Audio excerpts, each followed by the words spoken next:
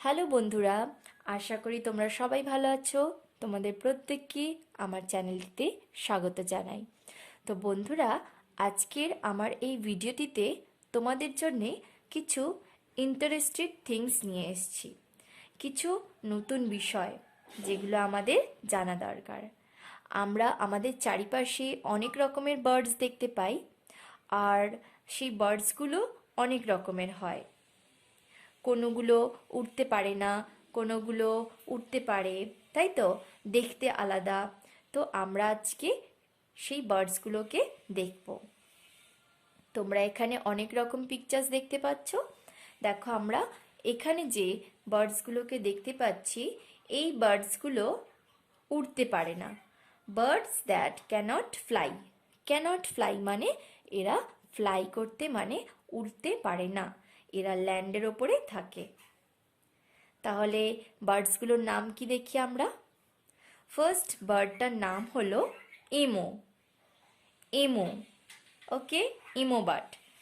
এই বার্ডটার নাম হচ্ছে অস্ট্রিচ। Ostrich bird. নেক্সট যে বার্ডটা আমরা দেখতে পাচ্ছি, এই বার্ডটার নাম হলো পেঙ্গুইন। পেঙ্গুইন, ওকে।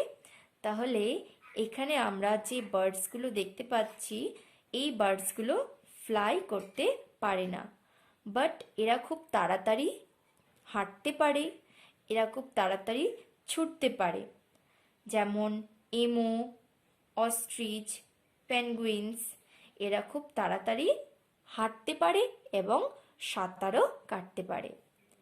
ওকে, নাও এইবার আমরা যে বার্ডসগুলো দেখব, সেই বার্ডসগুলো জলের মধ্যে থাকে।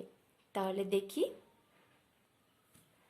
দেখো বন্ধুরা, এখানে আমরা যে বার্ডসগুলো দেখতে পাচ্ছি, birds that live in water. এই বার্ডসগুলো ওয়াটারের মধ্যে থাকে, মানে জলের মধ্যে থাকে। লাইক ফার্স্ট এরটা আমাদের খুব পরিচিত বার্ড, এর নাম হলো ডাক, রাইট। ডাকের দুটো উইংস আছে দু সাইডে, বার্ডের মতো, বাট এটা জলের মধ্যে থাকে সব সময়, ডাক, তাই তো। নেক্সট বার্ডটার নাম হলো পেলিক্যান। পেলিক্যান, ওকে। তারপরের বার্ডটা আমরা দেখতে পাচ্ছি স্টর্ক। স্টর্ক, এই বার্ডটার নাম স্টর্ক। তারপরের বার্ডটাও আমরা দেখতে পাচ্ছি সোয়ান। সোয়ান, ওকে। তাহলে আমরা এখানে যে বার্ডগুলো দেখলাম, এই বার্ডগুলো সব জলে থাকে, ওকে। আর এই বার্ডগুলো খুব ভালো সাঁতার কাটতে পারে। এদের পা দিয়ে এরা জলের মধ্যে সাঁতরিয়ে এক জায়গা থেকে আরেক জায়গায় চলে যেতে পারে। তাহলে বন্ধুরা, আশা করছি তোমাদের এই ভিডিওটি ভালো লেগেছে।